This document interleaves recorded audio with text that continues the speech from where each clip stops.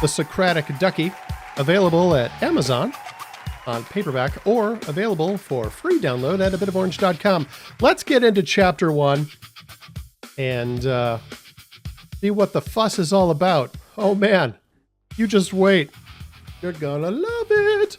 Welcome to chapter 1, everybody. The Nerd to Meta Ducky Dictionary. Or should that be Ductionary? No? Me? Okay. Greetings, fellow philosophers. Welcome to your first metaphysical lesson. I need to tell you what metaphysical means. I don't expect most people know what metaphysical means. Just as an example, I was talking to my suave and cool friend Bert, and I told him about my blog. He said, "What's it about?" And I said, "Metaphysics!" And he replied, "I don't even know what that means." And I thought, of course he doesn't. He isn't a nerd. Don't worry, I know you're not either. Someday, thanks to friends like me, cool, good-looking people like you will know all the wild stuff nerds have been hoarding for themselves. To start with, meta is a Greek prefix. It goes at the start of a word, and it means after or beyond. Chemistry asks, what's it made of? Physics asks, what does it do? Metaphysics asks, why is it? And why does it do what it does? In short, beyond physics is metaphysics. So let's go beyond. I am just offering you the basic definitions, nothing fancy. In the coming chapters, I'll get into the details. This is a reference for those of you looking to understand your rubber ducks, metaphorically speaking, and metaphysically speaking. All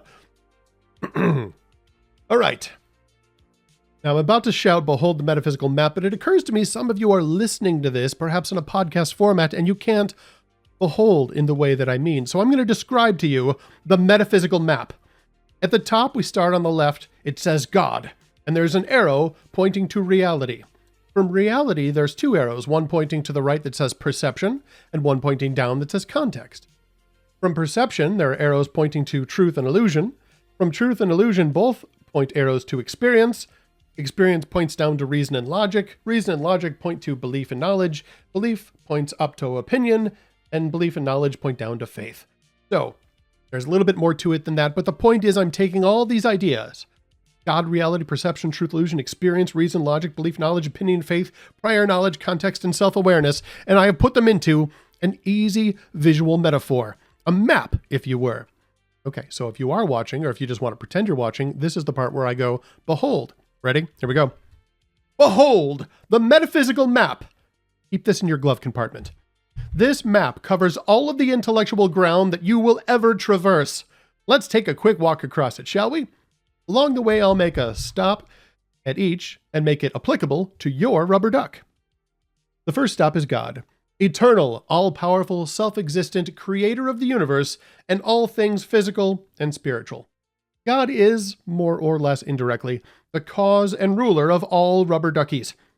While I don't believe that there are any divinely created rubber ducks, the actual ducks were created by God, see Genesis chapter 1, and the rubber trees, which give us the rubber to form into duck shapes, were also made by God, also see Genesis chapter 1, and the universe, which the earth and its ducks and trees exist in, were made by God, see Lamentations 6:17. I'm just kidding, of course. Go to Genesis 1:1 to see the creation of the universe. Just an example of some of the good-natured humor you will encounter in this book. Doesn't that make it worth whatever it cost you? Especially if it was a gift? Oh, happy birthday, by the way. What was I saying? Oh, second stop is reality. Reality is God and his creation. God is real, and everything that exists was made by him. See John chapter 1. This includes the physical universe, time, space, spiritual creations, events, and all of the properties of God and his creation. It's a lot. Sometimes we may talk about reality, meaning only the universe. It's not invalid, but it is helpful if you're going to make that distinction. Both God and the universe are real, but God is eternal and doesn't need a cause, but the universe needs a cause, which is God. And that's why the map is drawn like that. Anything real, including rubber duckies, it does not include the ducky in your dreams, but ironically does include the dreams themselves. See, it's getting deep already. Yeah, philosophy. All right, the next stop is context.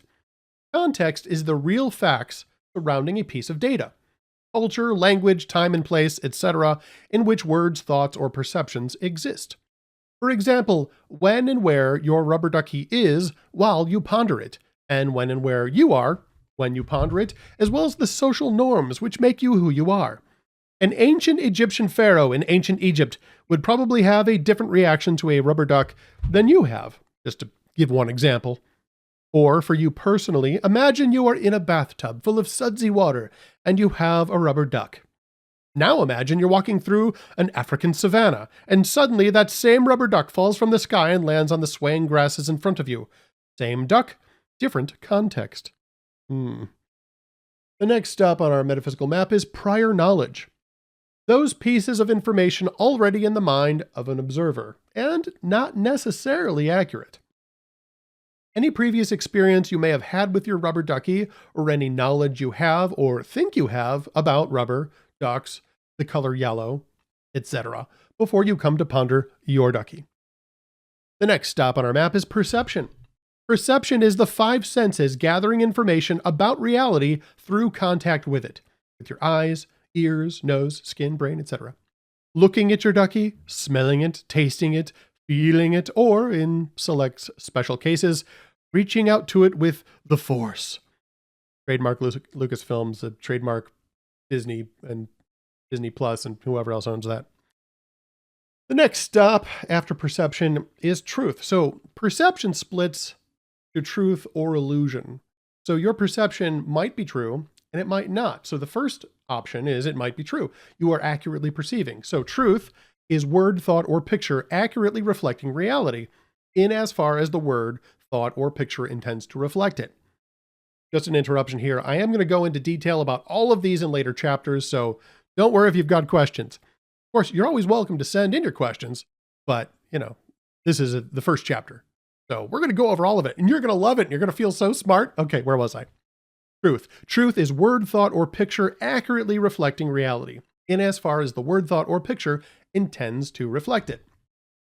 What you say about the rubber ducky describes the actual ducky, with no inaccuracies. Rubber ducks don't like being lied to, but who does? Now, your perception might be inaccurate. So that's why there's an arrow on the map pointing from perception to illusion, which is word, thought, or picture not accurately reflecting reality. In other words, a lie, or an inaccuracy, a mistake, or a misrepresentation. However you want to phrase it. For instance, if you call your rubber ducky a plastic chicken, it's close, but it's wrong, and it will not make them happy. Again, would you like to be called a plastic chicken? I didn't think so. All right, experience. The next step on our map is experience. The total perception over some period of time and internal response to perceptions.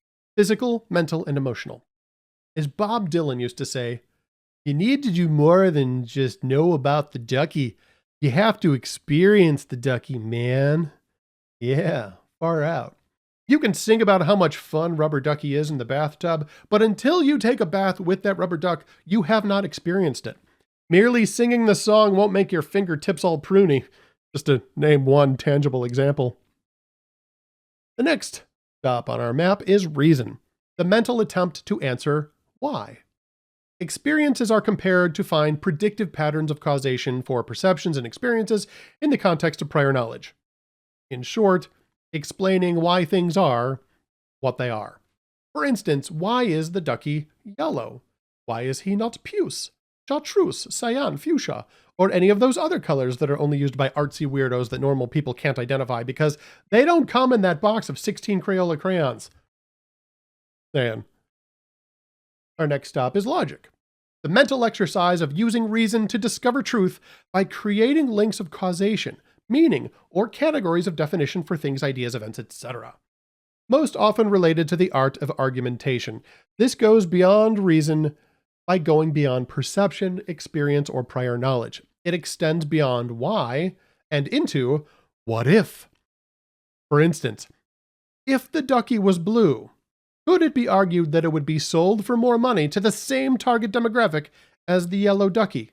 What about if he doubled as an MP3 player? Or if he smelled like bacon? Reason and logic are words people use interchangeably, and I'm not telling you that my definition is right and should be used to make fun of people on social media. But when I use those words, I will mean by reason the attempt to explain why things are the way they are, and by logic, the method of taking what we know now and trying to guess what could be. Admittedly, there's probably a lot of overlap. Look, just try to be nice to people on social media. That's all I'm really saying here. All right, the next stop on our metaphysical map is faith. Faith is the will, choice, or hope to embrace something as truth. Faith requires some kind of action, or at least the will to act according to the truth believed. Otherwise, it is merely an educated guess.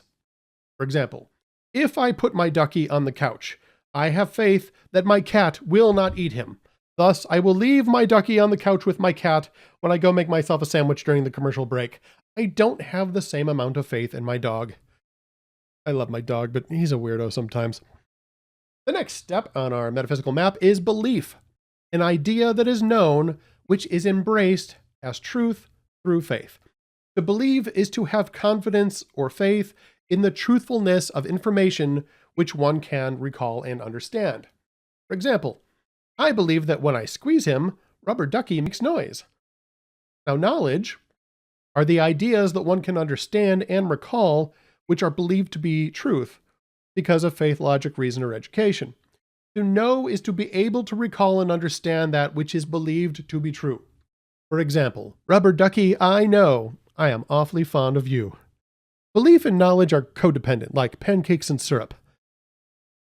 You know what I mean. They need each other to be complete, unless you are some kind of weirdo, but I'm not here to judge.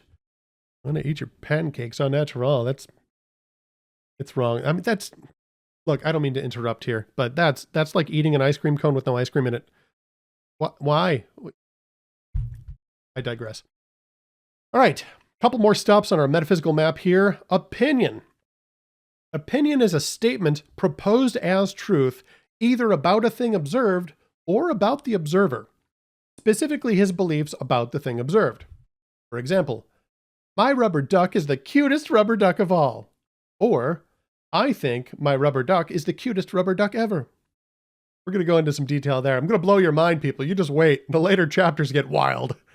All right, and finally, on our metaphysical map, self-awareness, a sentient being's ability to perceive and analyze his own perceptions, thoughts, feelings, experiences, beliefs, and self-awareness.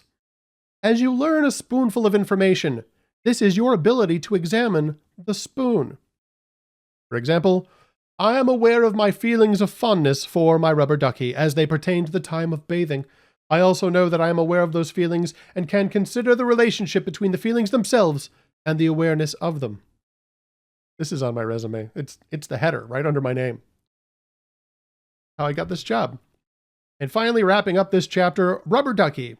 A rubber ducky is a metaphysical point of philosophical discourse comprised of the sap of the rubber tree, formed in the likeness of a species in the Anatidae family of birds, which is known for making bath time lots of fun. See also, Joy of Joys. There he is. Okay. That's it. That's all you need to know for now. That's the whole metaphysical map. Next time, I'll start breaking these babies down for you one at a time. You'll be able to chat with nerds almost like you're one of them. Soon enough. Except that you will look debonair, just like you do now. You look great. You're welcome. Jesus loves you is the message we send. Thanks for letting me be your renter friend. You're listening to Rent a Friend Radio.